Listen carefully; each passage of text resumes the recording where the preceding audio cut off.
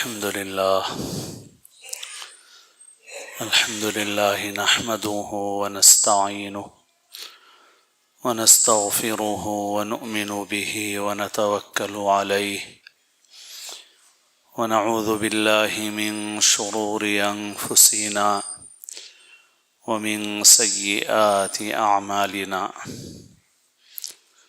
من يهد الله فلا مضل له ومن يضلل فلا هادي له نشهد أن لا إله إلا الله وحده لا شريك له ونشهد أن سيدنا ونبينا ومولانا محمدا عبده ورسوله صلى الله تعالى عليه وعلى آله وأصحابه وأتباعه وأزواجه وذرياته وبارك وسلم تسليما كثيرا كثيرا أما بعد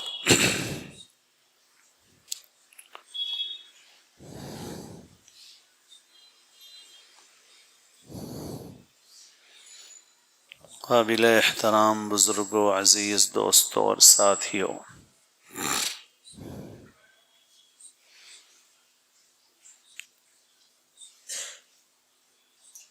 انسان جو کچھ عمل کرتا ہے اس عمل کا ایک وجود ہوتا ہے اور ایک ہے اس عمل کا اللہ کے پاس قبول ہونا۔ انسان کی نجات کے لیے یہ کافی نہیں ہے کہ انسان کی زندگی میں اعمال کا وجود ہو جائے، بلکہ اس کی نجات کے لیے یہ ضروری ہے کہ اس کے اعمال اللہ کے پاس قبول ہوں۔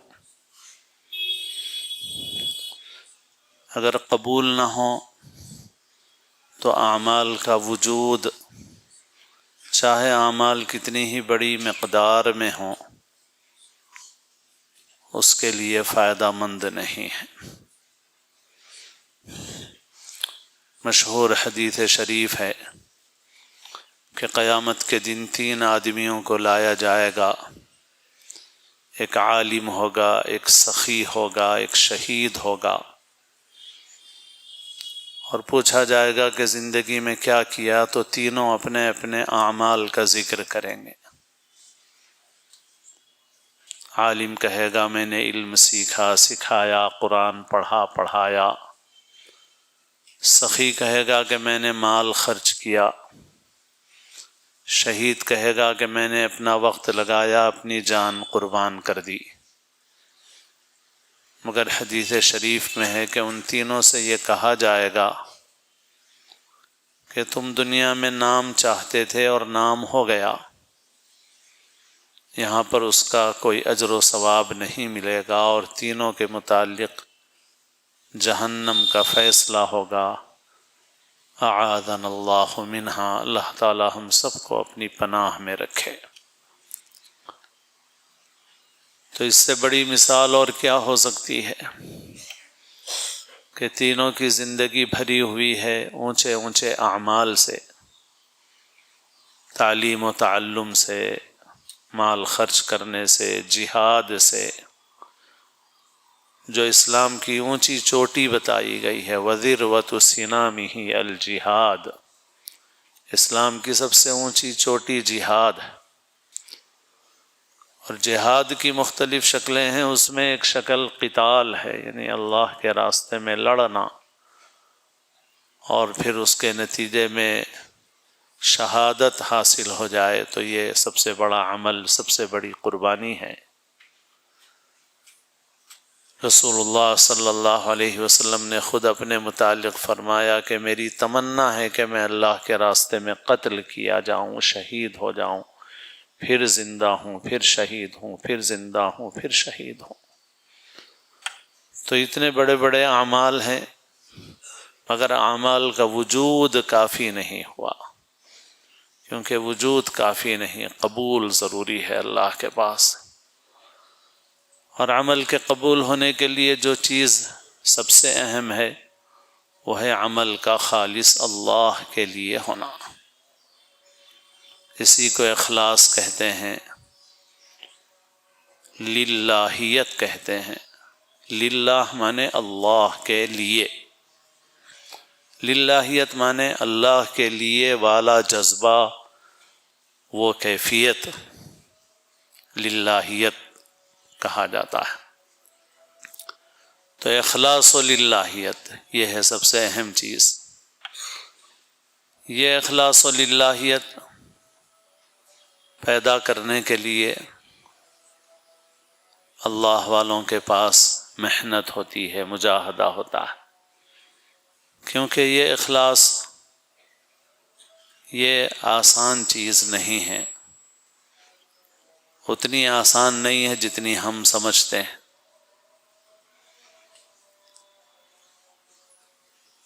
جیسے آدمی رسی پر چلتا ہے اور پریکٹس کرتا ہے، مشق کرتا ہے، تو اپنے بدن کو سنبھالنا سیکھ لیتا ہے، اس کے بیلنس کو باقی رکھنا سیکھ لیتا ہے۔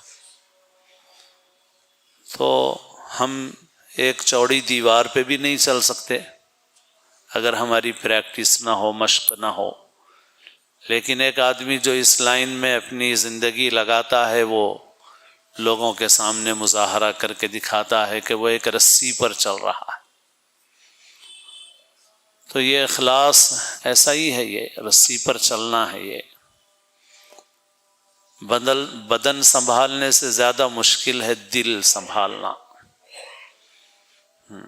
یہ دل عربی میں اس کو کہتے ہیں قلب، اس لیے بھی کہتے ہیں کہ یہ الٹا ہے، اندر دیکھنے میں ایسا معلوم ہوتا ہے جیسے الٹا لٹکا ہوا ہے، اور اس وجہ سے بھی کہتے ہیں کہ قلب کے معنی پلٹنے کے ہیں، یہ پلٹتا رہتا ہے۔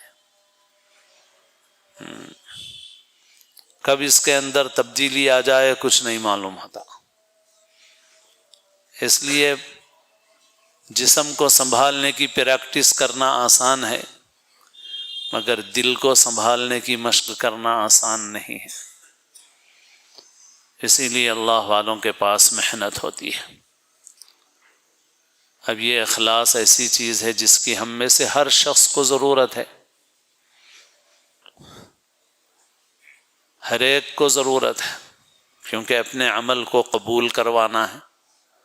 اپنے عمل کو قبول کروانا ہے تو اپنے اندر اخلاص پیدا کرنا ہے۔ ہر ایک کو اپنی فکر کرنا چاہیے کہ میرے اندر اخلاص پیدا ہو، تاکہ میرے اندر میرا عمل قبول ہو اللہ کے پاس۔ مگر ایک بات، ایک بڑی بیماری ہمارے اندر یہ ہے، شیطان کا ایک بڑا داؤ ہمارے ساتھ یہ ہے کہ ہم اپنے متعلق یہ سمجھتے ہیں کہ ہم مخلص ہیں، اور دوسروں کے متعلق سمجھتے ہیں کہ اخلاص نہیں ہے دوسروں میں۔ تو اپنی جتنی فکر ہونا ہے اتنی نہیں ہے، اور ہم کچھ چیزوں پر ایسے مطمئن ہو جاتے ہیں کہ اپنے متعلق پورا اطمینان کر لیتے ہیں کہ ہمارے اندر تو اخلاص ہے، ہم تو مخلص ہیں۔ تو بزرگوں کی بہت ساری باتیں ہیں، حسب موقع سنائی جائیں گی انشاءاللہ۔ ان باتوں میں سے ایک بات یہ بھی ہے کہ اللہ والوں نے یہ فرمایا کہ دعوی اخلاص علامت ہے عدم اخلاص کی۔ کوئی اگر دعویٰ کرتا ہے کہ میں مخلص ہوں تو یہ علامت ہے اس بات کی کہ اس کے اندر اخلاص نہیں ہے۔ بہت عجیب بات ہے۔ اہل اللہ کہتے ہیں کہ دعوی اخلاص علامت ہے عدم اخلاص کی۔ اخلاص کا دعویٰ کہ میں مخلص ہوں، میرے اندر اخلاص ہے، یہ اس بات کی علامت ہے کہ اخلاص نہیں ہے اس کے اندر۔ کیونکہ اہل اللہ یہ فرماتے ہیں کہ اخلاص ایک راز ہے، اللہ تعالیٰ جس کے سینے میں چاہتا ہے اسے رکھ دیتا ہے، اور مخلص کو ڈر لگا ہوا رہتا ہے اپنے متعلق، اور وہ یہ سمجھتا ہے کہ میرے اندر اخلاص نہیں ہے۔ صحابہ کرام اپنے اوپر نفاق سے ڈرتے تھے، ایمان تھا ان کے پاس اور ان کے جیسا ایمان کس کے پاس ہو سکتا ہے امت میں، مگر ان کو اپنے اوپر ڈر ہوتا تھا کہ میرے اندر ہمارے اندر نفاق، اپنے اوپر ڈرتے تھے۔ تو ایسے ہی مخلص ڈرتا ہے۔ پھر اسی طرح سے بعض وقت ہم یہ سمجھتے ہیں کہ اخلاص بس یہ ہے کہ آدمی پیسے کے لیے کام نہ کرے۔ بعض حضرات کچھ دینی خدمات کرتے ہیں اور اس میں کسی سے وہ پیسہ نہیں لیتے، تو ساتھ ہی وہ دوسروں کو جو فتوے کے مطابق پیسہ لیتے ہیں، ناجائز نہیں لیتے وہ بھی، مگر ان کے متعلق طنز کرتے رہتے ہیں، بولتے بھی رہتے ہیں کہ یہ اللہ کے لیے نہیں کر رہے ہیں، یہ لوگ تنخواہ کے لیے کر رہے ہیں، اپنے متعلق سمجھتے ہیں ہم اللہ کے لیے کر رہے ہیں۔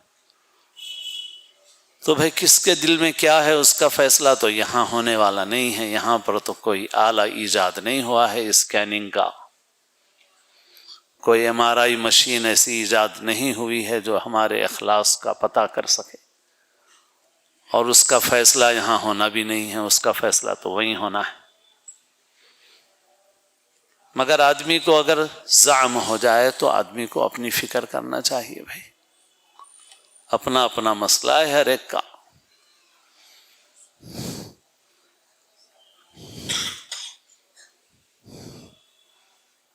اخلاص کے خلاف یہی بات نہیں ہوتی کہ آدمی پیسے کے لیے کر رہا ہے۔ جیسے پیسے کے لیے کوئی کام کرنا یا کسی اور دنیاوی غرض کے لیے کرنا اخلاص کو متاثر کر سکتا ہے، اخلاص کو ختم کر سکتا ہے، ایسے ہی نام کے لیے کرنے سے بھی اخلاص ختم ہو جاتا ہے۔ صرف پیسہ نہ لینے سے کوئی گارنٹی ہو جاتی ہے کہ اخلاص ہو گیا؟ حدیث میں جن 3 آدمیوں کا ذکر کیا گیا ہے، عالم کا، سخی کا، شہید کا، وہاں کیا کہا گیا؟ لیقال انک عالم ولیقال انک قاری لیقال انک جواد لیقال انک شجاع۔ حضرت محی السنہ علیہ الرحمہ مولانا شاہ ابرار الحق صاحب رحمۃ اللہ علیہ فرماتے تھے کہ عمل نہ نام کے لیے نہ دام کے لیے، دام یعنی پیسہ، نام شہرت، بلکہ صرف رضا رب انام کے لیے، رب کو راضی کرنے کے لیے۔ تو جیسے دام کے لیے کرنے سے اخلاص ختم ہو سکتا ہے، ایسے ہی نام کے لیے کرنے سے بھی اخلاص باقی نہیں رہتا۔ اور اس میں تینوں میں پیسے کا ذکر نہیں ہے، دام کا ذکر نہیں ہے۔ شہید کو کسی پیسے کی فکر نہیں تھی، سخی تو خود پیسہ دے رہا تھا دوسروں کو، لیکن تینوں کو بتایا گیا کہ بھائی تم نام چاہتے تھے۔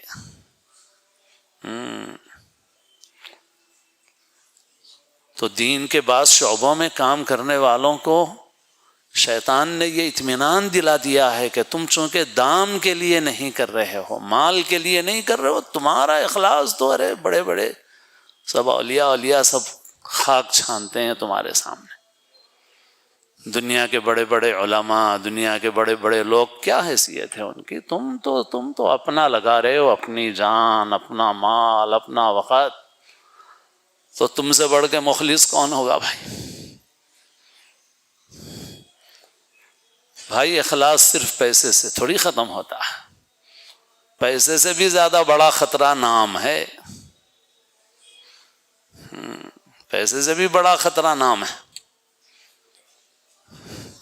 اسی کو حب جاہ کہتے ہیں، مرتبے کی خواہش، تعریف کی خواہش، لوگ ہماری تعریف کریں، لوگوں میں ہمارا نام ہو، لوگوں میں ہمارا چرچا ہو، لوگ ہم کو بڑا مانیں، لوگ ہماری بات سن کے چلیں، رائے ہماری چلے، بات ہماری چلے۔ اور آسان نہیں ہے بھائی، اللہ والوں نے تو زندگیاں لگائی ہیں بھائی۔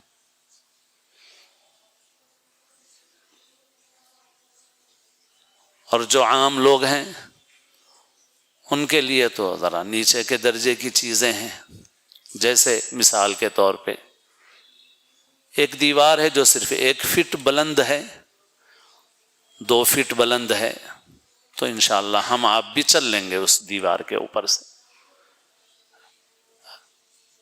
لیکن اگر دیوار جو ہے 8-10 فٹ بلند ہے تو میں آپ نہیں چل سکیں گے آسانی سے اس میں۔ ہم میں سے کچھ لوگ چل لیں گے جو صلاحیت والے ہیں، کچھ نہیں چلیں۔ دیوار اس سے بھی اونچی ہو تو بیلنس رہے گا نہیں رہے گا، وہ مسئلہ نہیں ہے، مسئلہ دماغی ہے کہ بھئی آدمی ڈر جاتا ہے اور آدمی چل نہیں پاتا اس دیوار کے اوپر، چاہے وہ، کیونکہ دیوار اونچی ہے۔ تو ایسے ہی کچھ لوگ ایسے ہیں کہ جو چھوٹی دیوار پہ چل رہے ہیں تو ان کے لیے تو آسان ہے مسئلہ، جیسے کھیت کی مڑیوں میں، دھان کی مڑیوں میں چلتے ہیں تو ذرا دیکھ دیکھ کے سنبھل کے چلنا پڑتا ہے۔ کچھ لوگ ہیں ذرا اونچی عمارتوں پہ چل رہے ہیں تو ان کے لیے زیادہ خطرہ ہے۔ تو بس اسی طرح سے جن کو اللہ تعالی زیادہ نیک کام کی توفیق عطا فرمائیں، اجتماعی کاموں کے لیے اللہ تعالیٰ ان کو توفیق عطا فرمائیں، دین کے خاص شعبوں میں اگر وہ کام کر رہے ہیں اور اللہ نے ان کو کوئی خاص حیثیت دے دی ہے تو یہ اللہ تعالیٰ کی طرف سے صرف انعام نہیں ہے، بڑا امتحان ہے۔ وہ نیچے چھوٹی دیوار تو چھوٹا امتحان تھا، یہ دیوار اونچی ہے تو امتحان بھی بڑا ہے، ان کا امتحان زیادہ ہے۔ تو بہرحال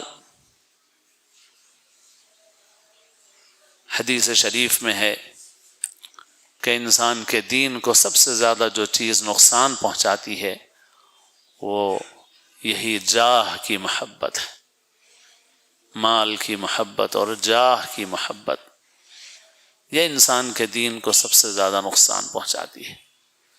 تو غرض یہ کہ اخلاص عظیم دولت ہے۔ جن کو ہم اولیاء اللہ کہتے ہیں ان کی زندگیوں کا اصل جوہر یہی ہے، اخلاص اور اخلاق، اخلاص اور اخلاق۔ لوگ کہتے ہیں یہ کون ہے بھئی، یہ امت میں یہ طبقہ کیوں ہے؟ کچھ لوگ سمجھتے ہیں کہ یہ بدعت پیدا کرنے والے لوگ ہیں، اور کچھ لوگوں کی غلطی بھی ہے کہ بزرگوں کے نام پر ایسے کام کرتے ہیں جو بدعت کے دائرے میں آتے ہیں، وہ ان کی غلطی ہے، اللہ والوں کی غلطی نہیں۔ لیکن اللہ والے تھے کون، اللہ والے ہوتے کیا ہیں، اللہ والوں کی فیلڈ کیا ہے؟ تو بھائی ان کی فیلڈ تو یہی ہے، دل بناؤ، دل سنبھالو، اخلاص پیدا کرو، اخلاق پیدا کرو، اور اس کا تعلق اعضاء و جوارح سے نہیں ہے صرف کہ زبان سے کیا بولنا ہے، ہاتھ سے کیا کرنا ہے، اس کا اصل تعلق دل سے ہے، دل کی کیا کیفیت ہے۔ تو بہرحال ہم لوگوں کو اپنی فکر کرنا چاہیے، ہر شخص کو، اور اپنے متعلق ہمیشہ چوکنا رہنا چاہیے، اپنے نفس سے خوشگمان نہیں ہونا چاہیے، اپنے نفس سے بدگمان رہنا چاہیے، اپنے نفس کی فکر کرنا چاہیے، اور فکر کرنا چاہیے کہ ہمارے اخلاق ایسے ہوں کہ جو اخلاق حسنہ ہوں، برے اخلاق سے، رسائل سے، گندگیوں سے ہمارا دل پاک و صاف رہے۔ اللہ تعالی ہم سب کو اپنے فضل سے، اپنے کرم سے، اپنے ان محبوب مقبول بندوں کی برکت سے، ان کے طفیل میں جن کو اللہ نے اخلاص کی دولت سے مالا مال کیا، ہمیں بھی اخلاص کا ایک ذرہ نصیب فرما دے، خلق حسن اللہ تعالی ہمیں نصیب فرما دے، اسلام کی زندگی اور اپنے اپنے وقت پر حسن خاتمہ نصیب فرمائے۔